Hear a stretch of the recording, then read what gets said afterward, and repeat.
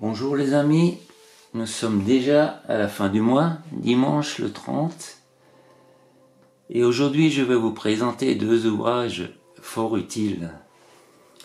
La puissance de la prière n'est plus à démontrer dans l'amélioration de notre vie dans tous les domaines.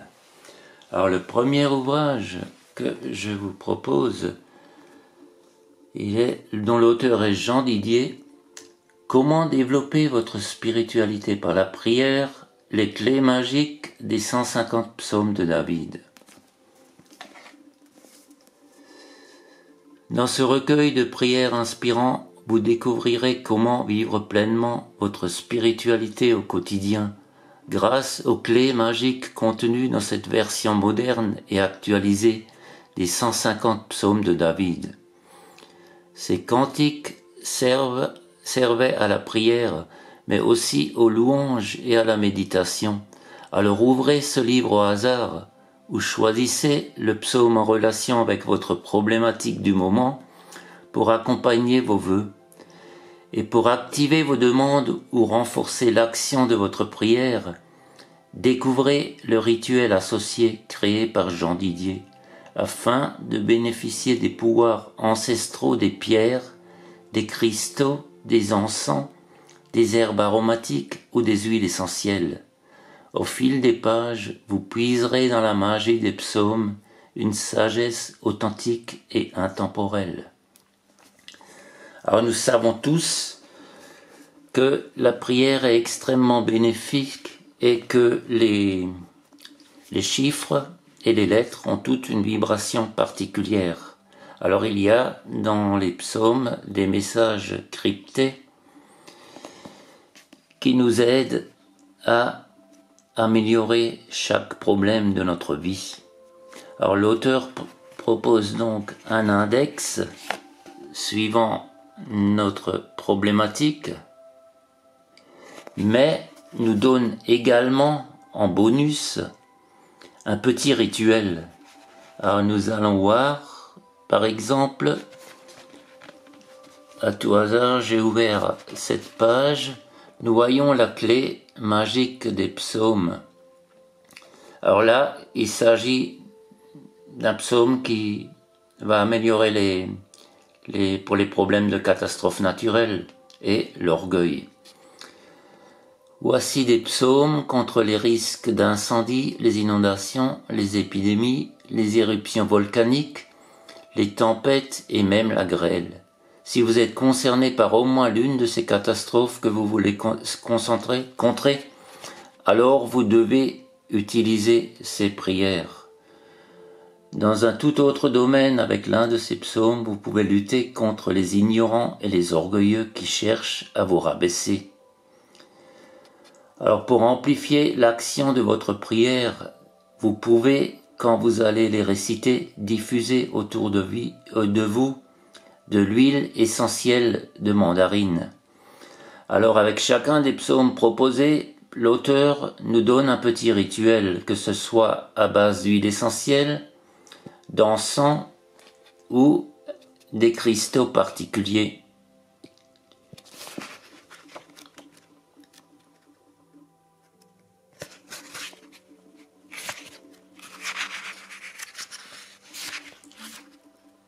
J'avais découvert également la chaîne de Rav, R-A-V, Menahem Beros, qui est un sage et qui parle des psaumes de la Bible.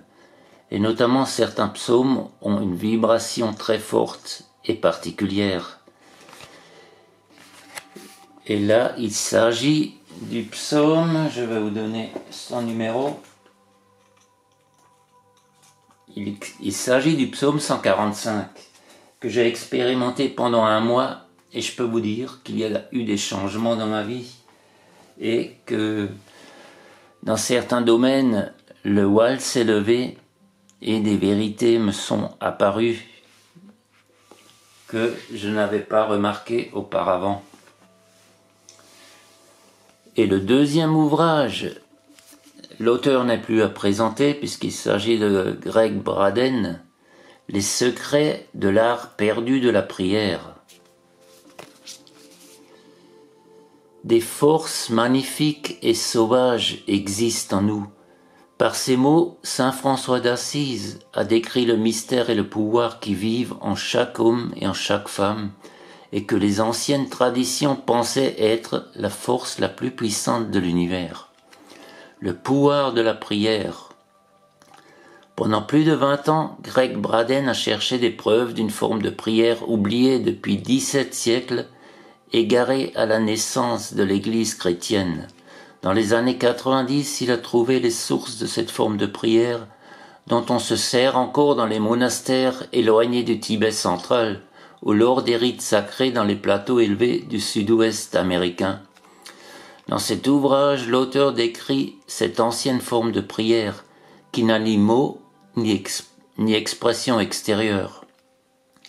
À travers des concepts inédits, il nous emmène dans un voyage d'exploration au cœur de nos plus profondes croyances. Se servant d'études, de cas et de récits personnels, Greg Braden explore la sagesse de ses secrets intemporels, ainsi que le pouvoir qui nous attend tous, juste au-delà de notre plus grande souffrance. Alors, j'ai choisi quelques exemples. Alors c'est prier tout à fait autrement, sans demander quoi que ce soit. Alors il nous dit que si nous demandons que quelque chose arrive, nous donnons du pouvoir à ce que nous ne possédons pas. Les prières pour de la guérison donnent du pouvoir à la maladie. Des prières pour la pluie donnent du pouvoir à la sécheresse. Si nous continuons à demander, cela ne donne que plus de pouvoir aux choses que nous aimerions changer.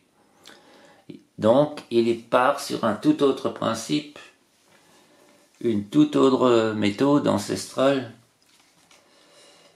Donc, maintenant, il nous cite l'exemple d'un ami avec lequel il s'est rendu sur un lieu sacré, un ami d'origine indienne, Navajo, et qui voulait demander l'aide de la création pour la pluie, puisqu'il y avait une forte sécheresse. Alors il a observé son ami qui a enlevé les chaussures et qui s'est mis dans un cercle de pierre, et il a joint les mains à hauteur du visage, il a fermé les yeux, il n'a pas prononcé un seul mot. Au bout de quelques instants, il s'est tourné vers Greg et lui a dit « On s'en va, c'est fini ». Alors Greg, qui s'attendait à ce qu'il fasse une danse rituelle, comme on a tendance à le voir dans certaines émissions ou dans certaines lectures, lui a demandé « Si tu n'as pas prié pour la pluie, alors qu'as-tu fait ?»« C'est simple, a-t-il répondu. J'ai commencé à avoir la sensation de ce que l'on ressent quand il pleut.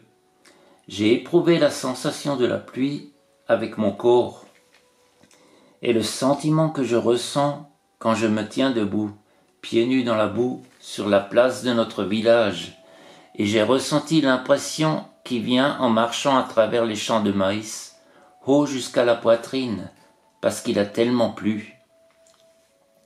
Après avoir prié la pluie, il a expliqué comment des sentiments de remerciement et de reconnaissance complétaient les prières, comme les Amen de la chrétienté. Mais plutôt que d'exprimer des remerciements pour ceux qu'il avait créés, David m'a dit qu'il se sentait reconnaissant d'avoir l'occasion de participer à la création. Par mes remerciements, nous honorons toutes les possibilités en même temps que nous apportons à ce monde celles que nous choisissons. Donc vous voyez, c'est une méthode totalement différente de prier. Il s'agit donc de vivre ce que nous souhaitons comme si nous l'avions déjà obtenu, mais avec des sentiments très forts. La recherche a démontré que c'est précisément ce sentiment de gratitude et de reconnaissance qui libère la chimie positive des puissantes hormones dans notre corps et renforcent notre système immunitaire. J'espère vous avoir donné envie d'en savoir plus et éventuellement d'acquérir l'un des 2 livres. Et je vous souhaite un bon dimanche. Que le meilleur vous arrive. À bientôt.